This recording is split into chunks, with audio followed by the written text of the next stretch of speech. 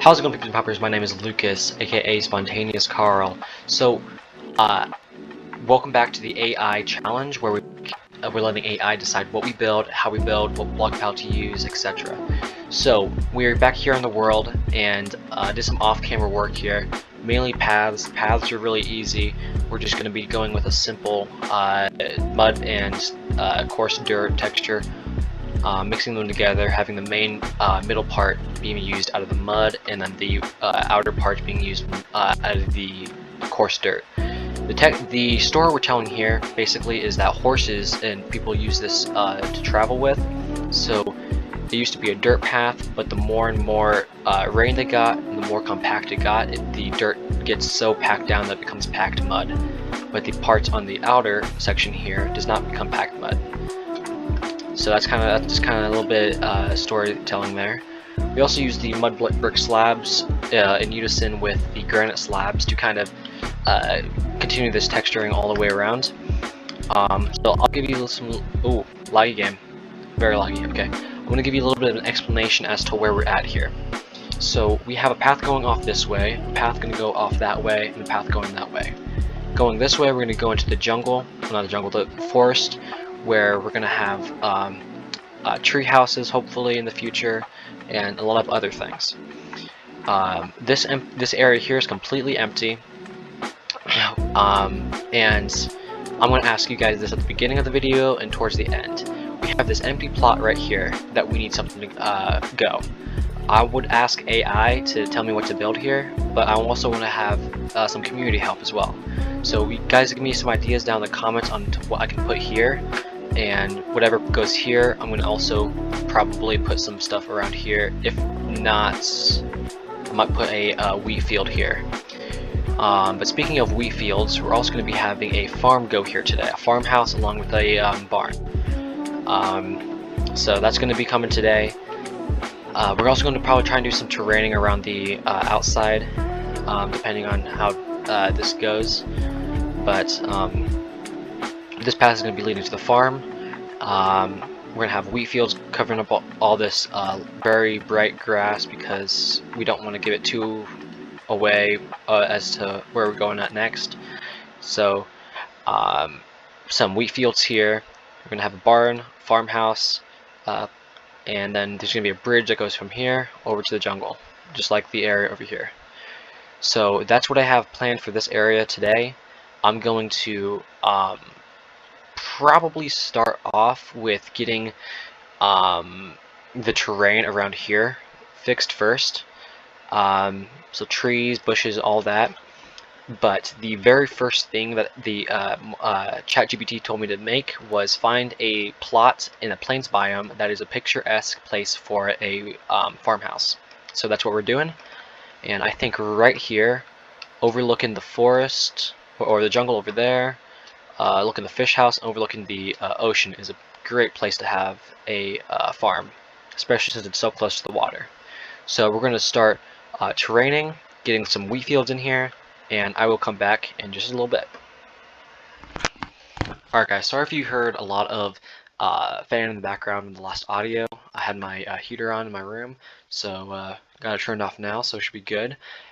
So I got some terrain done around in this area, more specifically the vegetation. I added some more trees in here. Same trees design that we use over here, but we're kind of mimicking it over through here, this area now. This just kind of makes it look more lively, fills in the blank space, and there's probably going to be nothing else in this area. I might have a small path going over towards the riverside here. Might remove a tree and make a shed or something. I don't know. Probably not going to do too much in this area. Shore side, we did a little bit of detail with the sand. We used upside down staircases as a detail to the sand. We added some smooth sandstone in here to give it some variety, make it look less plain, I guess. I'm not gonna do too much with the grass or anything like that, but we also added some bamboo and some sugarcane to the sides. The bamboo looks like an individual sprout of the sugarcane here, and that's why we did that. Moving towards this way, As you can see, we added a small wheat field right here. We're gonna also add another wheat field probably right through here. Lake's probably gonna go right here, and then the house and barn, etc. Maybe even have like a small bit here. The story that I thought of when creating this is this is obviously being traveled by horses.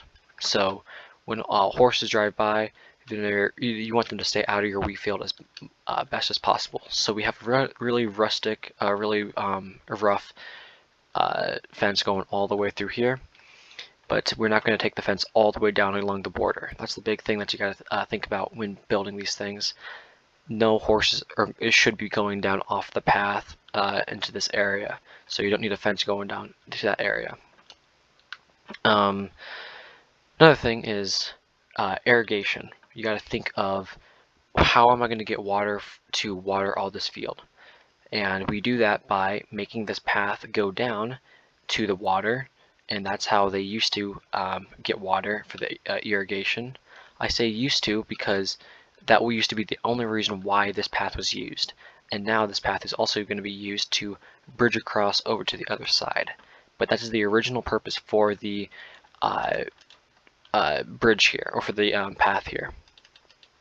But as for that, that's just about it. I have some crop seeping over, just kind of giving it a little bit rougher pattern here. But that is what I have for landscaping for right now. We'll move on to the next section. I'll explain what the next section is in the next clip. Alright guys, so the first thing that they told us to make, well, sorry, the second thing they told us to make, because the first thing was finding the location. The second thing they told us to make was the base of the house itself. And I'm going to keep it simple, kind of do like the L shape a little bit. It's a simple house. One thing that you guys kind of have to keep in mind when building is always work with odd numbers. Working with odd numbers makes it so much easier when actually, oh, it's not odd. That'll be fine though. It'll make it so much easier when you're actually in the process of what's the words I'm looking for? When it comes to like building and detailing the walls itself, because when you do even numbers, it's a lot harder to get details that look right. Like this here is going to be a very weird window. I'm sure about it. In fact, I might make that the door and make this the window because of how weird that's going to look. So yeah, you kind of have to work with odd numbers. We wanted to, I extend the path going from here, going over to the base itself. Yeah, same detail with the porch. We have oak planks on the inside. A technique that you guys might be able to pick up. I'm not going to say I came up with this because, again, I don't plagiarize too often. So you have to fill in, and you want that like rough wood pattern, kind of like hardwood or worn in wood or whatever. Just kind of get like six-sided planks, wood or wood logs or whatever, and just kind of spam it however you see fit. Kind of automatically randomize it because it would, when you do it with logs, because I started it here, when you do it with logs, it's hard to get them even anyways, so you're going to have that randomized texture either way, but these just make it easier just in case you accidentally place it up. You don't have to worry about that. But yeah, we have the porch here. It's going to be a two-story house, and then we have a cellar door right here. I went along the outside with some coarse dirt to kind of give it some more texture. And that is what I have for the base of it. So I'm going to go on with the next part, which I don't even know what the next part is. So, alright guys, so we're back, and the AI prompt told us to start with the actual structure of the base now. And what they told us to do was to do oak or spruce, along with what was it? A dark oak roof, I think, something like that. Letting windows in, this and that. Nothing really too specific, other than just like block palette. But this is what I came up with for the base of it. So I'll explain my process here real quick. Starting here at the bottom floor, we got windows using the dark oak trapdoors as the shutters, a mixture of white and light gray for the windows. Probably gonna put no flower boxes down here, just because. We're doing a mixture of the spruce and dark oak logs because it adds the texture a little bit. Kind of breaks up the monotony of it. You can kind of notice it from really far away. But yeah, it looks really good in my opinion. We also have these gutters, or these whatever the heck you call these, where they collect water, they take it down to the ground, and they spew out water. We got one there, one right there. It's coming out one block, and that's going to add just a little bit more space and kind of break up the flatness of this whole build. Another thing that's breaking up the flatness is the fence gates here. In this pattern, it kind of gives it some kind of texture all the way around. I did the same up here as well, and let's see here. I added some buttons here to give it some more texture. We got our shutter, our not shutter, our storm shutter thing here, and so that's going to be pretty cool. I'm not sure if the AI prompt wants us to make a chimney or not, so I left the space empty for a chimney, or a back door even. And something else I picked up from the build battle that I did was these fences here on the side to give it some support. So shout out to Lemons Not Limes for giving me that idea. I told her I was going to plagiarize some of her ideas anyways, so we're good on that front. Now I think we just got to get onto the roof, and I think what I'm going to do, I don't care what the AI prompt tells me. I'm probably going to make the roof dark or deep slate. And that's another idea I stole from Lemons Not Limes. Yeah, from the build battle. And I think it'll go really well with the build. Okay, so now we have the roofs in. I'm going to give you a little detail as to what why I went for the roof design I went for. I'm going to be honest with you guys, I started working on this about an hour and a half, maybe 2 hours ago. These roofs are a pain in the butt to do. I wanted to go with a unique shape for it, using the color palette that Lemon Not Limes did for her lighthouse, but I'm mixing in some different gradients here, some different blocks that's similar in color, and roughing up the roof significantly. I could just go a simple diagonal down, but that would not really contribute much to the build.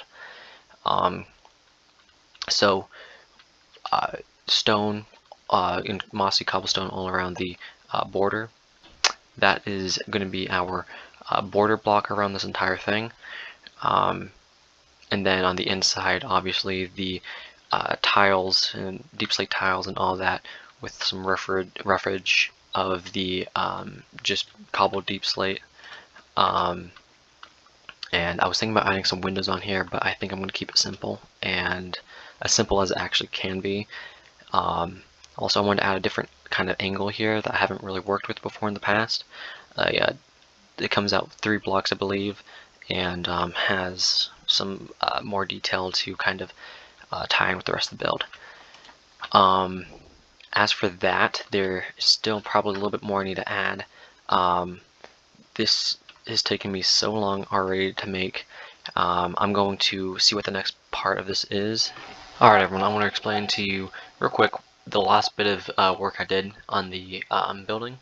So I added some terrain around to make it more lively, less plain. So we got some trees, we got lakes, bushes, had some grass around here. Nothing new to the base really, aside from this chimney I don't think I touched on. Same deal as the chimney over there. Starting with the packed mud, going into granite, going into bricks, and I added a little bit more detail with some extra bits and bobs on there. I want to make it look really mystical and like a rundown. But yeah, there's that. I found a new technique. I'm not going to claim this for myself because I'm sure I've seen this somewhere and I'm just mocking it. But You use the debug stick on this to make it hanging while it's down on the resting position. In fact, I will show you right now. You do this. Hanging, and then you remove the block, boom. So yeah, that's what I did for that. Still, inside's not decorated whatsoever. I'm gonna see if I can get someone to do that for me. We got some flowers here. Another technique that I've don't know if I discovered this for myself or if I've seen this from somewhere else, but you can change the way that the flowers are orientated. Doing this makes it look like let me see here. Doing this makes them look like tomato plants a lot more than they do anything else. So that's kind of what I'm going for there. It is really dark right in this area, so it doesn't really make too much sense. But I added a path going this way because you gotta think if they're on a farm, they're going to be using this main path here, and then they're going to be going down this smaller path to get to their field, to get to their livestock. And where did my livestock go? Oh, stupid. I had livestock in here at one point, but since I used all fence gates, they're not going to stay in here. Of course. I'll have to name tag them. So, livestock building. Same deal with the roof, except no trim. That's going to be it for this episode. We got a lot done. We got the shoreline started, going all the way to here. That onwards, we still have this huge area here that we got to terraform. Give me some suggestions as to what to put on this little hill here. So I'll implement whatever you suggest me there. And we have all this area here that we have to put on, or to work on.